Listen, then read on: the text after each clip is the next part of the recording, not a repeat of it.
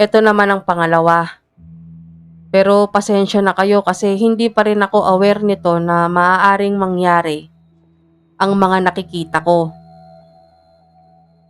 Bigyan ko rin muna kayo ng brief background tungkol sa ugali ng nanay ko. Mabait naman siya, pero katulad ng ibang nanay, bungangera siya at siguro isa sa mga masasabi kong negative traits niya minsan ay yung pagiging prangka at meron siyang strong connection sa mga pagmamay-ari niya. Lalo na sa mga pamanang gamit sa kanya nila inang. Si inang ay nanay ni nanay. Kaya ito na ang kwento. Isang araw, kagagaling ko lang galing sa pag-a-apply, naabutan ko sila ng tatlong ate ko na nag-aayos ng mga pinggan, baso at kutsara.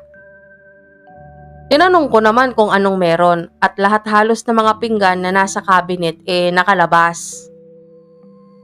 Sinagot naman ako ng isa kong ate at sabi niya birthday ni tatay kinabukasan. Nginitian ko na lang sila kasi yung totoo nakalimutan ko. Pero kinabukasan naman maaga akong nagising, siguro mga alas 5 pa lang.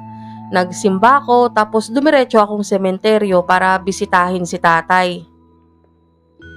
Nagtitirik ako ng kandila nung bigla na lang mapaaray ako sa sakit ng likod ko. Yung pakiramdam na para ba akong hinampas ng matigas na bagay sa likod. Paglingon ko, may nakita akong lalaki na galit ang itsura habang nakatingin sa akin. Tapos, may plato sa paanan ko na basag. Sobrang sakit talaga ng likod ko. Tapos nung makita kong sisipain niya naman ako, bigla akong namaluktot. Nung mag-subside yung sakit, sumilip ako ng konti. At nagulat ako kasi wala na yung basag na plato. At ang ipinagtataka ko nun, war freak ako eh.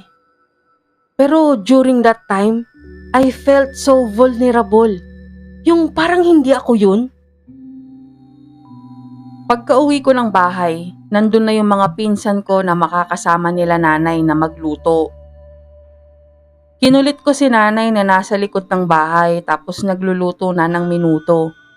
Tapos sabi niya, kumain na ako. Huwag ko na siyang lambingin at hindi siya makukuha ng lambing kasi nakalimutan ko nga yung birthday ni tatay.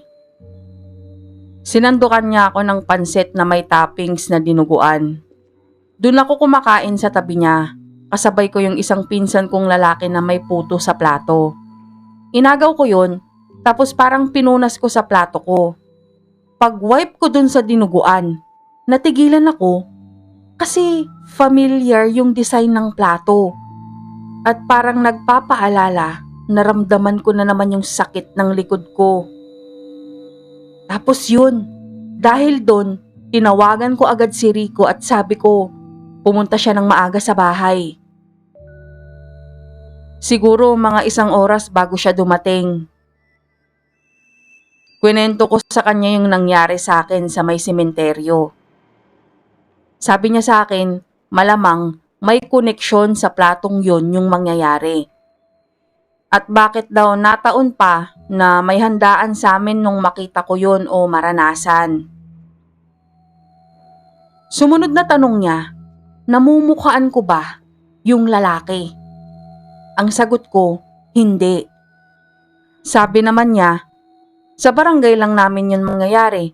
Kasi uso talaga sa amin pag may handaan na magbibigay ka ng handa mo sa mga kakilala mo. Sa barangay naman namin halos kakilala ko lahat ng tao. Maya-maya kumuha siya ng plato at lumapit siya bigla kay nanay na ibang putahe na ang niluluto. Sinandukan din siya ni nanay ng pansit tapos nilagyan ni nanay ng giniling na toppings. Andun siya sa tabi ni nanay. Ako naman nasa likod nila. Naririnig ko nung tinanong niya si nanay kung saan galing yung platong yun. Si nanay naman napakwento na minana niya yung mga yon kay inang. Special na special yun kay nanay at inang kasi yun ang una at huling regalo ni Itang sa kanila. Kaya inilalabas lang talaga ang mga platong yun tuwing may okasyon. Si Itang kasi full-blooded Chinese pero dito na lumaki sa Pilipinas. Iisang beses lang siya nakapuntang China at sa pagbalik niya dito dala niya na yung mga plato, baso at mga mangkok. After nun, mga 1 buwan lang, namatay na siya. Pagkatapos nilang mag-usap, sinabihan ako ni Rico na kailangan siguro bantayan namin si nanay the whole day. Yun na rin talaga ang naisip ko. Kaya nakasunod ako lagi kay nanay. Nung matatapos na yung handaan at walang masamang nangyari, nagpasalamat ako kay Rico.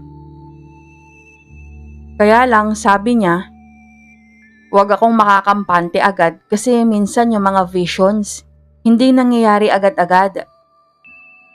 Pero chinek ko naman yung planner ko 4 na buwan pa ang hihintayin bago mag-birthday ang kuya ko.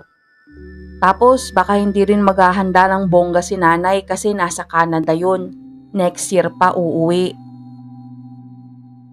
Makalipas ang 1 buwan, natanggap na ako sa trabaho. Masaya ako kasi malapit lang sa bahay namin yung workplace ko. Makakauwi ako araw-araw. Pwedeng-pwede ko pang lakarin sa umaga Sa umaga kasi medyo malamig.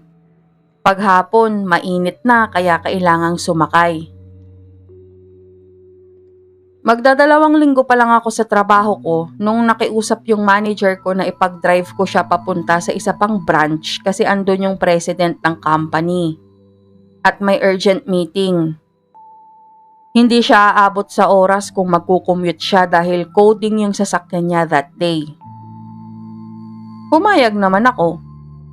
Hindi na ako nagpapatakbo ng mabilis na buwis buhay mula nung maaksidente ako. Pero nakarating kami ng maaga. Habang nagpapasalamat sa akin si ma'am, bigla na lang naramdaman ko yung sakit sa likod ko. Paglingon ko, yung lalaking nakita kong una sa sementeryo, siya na naman. Sa sobrang sakit, nakita ko na naman ang sarili ko na nakasalampak sa lupa. Pero this time, hindi yung sidewalk yung nakita ko. Nakita ko ulit yung plato namin na basag-basag. Tapos may mga tsinelas at may mga dugo. Pumapatak yung dugo. Paghawak ko sa ulo ko, basa. Dun nang gagaling yung dugo. Pag-angat ko ng mukha, kung nung una yung nakita ko sa sementeryo, dapat sisipain ako Pero that time yung pangalawa, may hawak ng stool yung lalaki. Yung stool may umaagos na dugo. Kaya tinakpan ko ang ulo ko. At habang ginagawa ko yun, nakita ko may wedding ring ako bigla kahit binata pa ako. Tapos bigla na lang, naririnig ko na yung boss ko tinatanong kung anong nangyayari sa akin. Doon ako natauhan. Tumayo agad ako. Nagsorry kay ma'am. Sabay sakay sa motor at paandar nito. Umiiyak ako habang pumapasok ako sa mga iskinita para makaiwas sa traffic. Kasi yung wedding ring na nakita ko, wedding ring nila nanay at tatay.